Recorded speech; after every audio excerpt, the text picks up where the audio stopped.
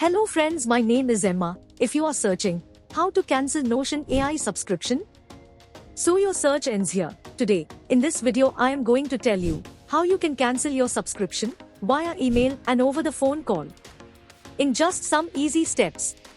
So let's get started. Method 1. How to cancel Notion AI subscription online? Go to the Notion AI website and log into your Notion AI account. Navigate to the Settings and Members section. Then, tap on the Plans option from the corner side. Choose See All Plans. Select the plan and then tap on the Downgrade button under this plan. With this, your paid plan will be cancelled and downgraded to the Notion AI free plan. If your paid subscription time period is left, then you can enjoy the perks of the subscription before its current term ends. And you are done. Method 2. How to cancel Notion AI subscription via email? Write an email that clearly indicates your intention to cancel your Notion AI subscription.